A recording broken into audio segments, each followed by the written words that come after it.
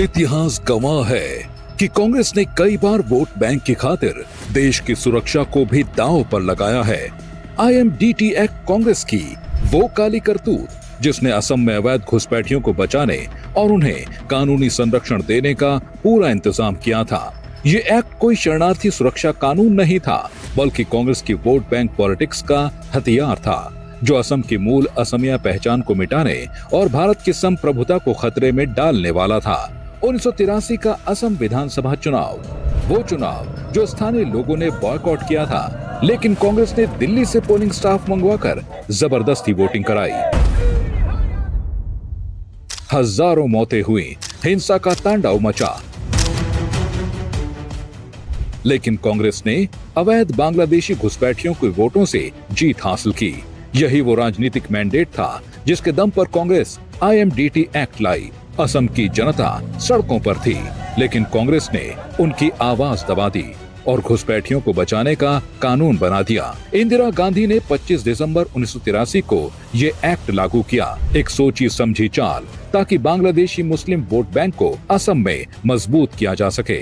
असम की ज्यादातर सीटें बायकॉट की वजह से खाली थीं, असली स्थानीय प्रतिनिधित्व नहीं था, लेकिन कांग्रेस ने संसद में पास करवा लिया। ये वोट बैंक पॉलिटिक्स का क्लासिक उदाहरण था। कांग्रेस की कानूनी चालाकी को समझिए।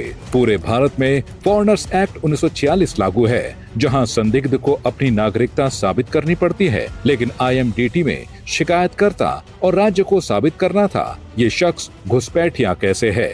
10 रुपए की fees, 3 kilometre residency condition, ration card जैसे आसान प्रूफ घुसपैठियों को देश से बाहर निकालना नामुमकिन बना देते थे।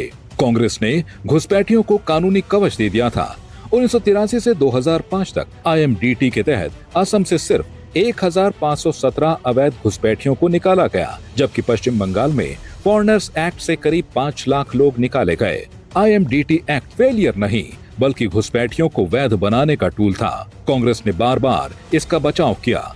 साल 2000 में असम की AGP सरकार ने इसे राष्ट्रीय हित के खिलाफ कहा, लेकिन 2001 में कांग्रेस सत्ता में आई और स्टैंड पलट दिया। 2004 में सुरक्षा जोखिमों को नजरअंदाज कर कांग्रेस सरकार ने सुप्रीम कोर्ट में IMDT का बचाव किया। आखिरकार 2005 में सुप्रीम कोर्ट ने सर्बानंद सोनोवाल बनाम भारत संघ केस में IMDT को असंवैधानिक करार दिया। कोर्ट ने कहा, अवैध प्रवासन बाहरी आक्रमण है, जो आर्टिकल 14 और 355 का उल्लंघन करता है।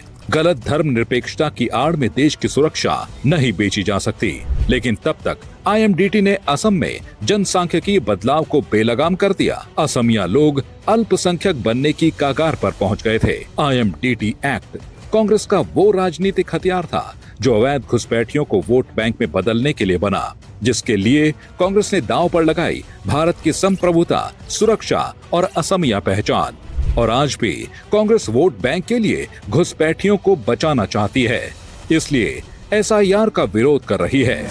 जागिए और ऐसी साजिशों से सावधान रहिए।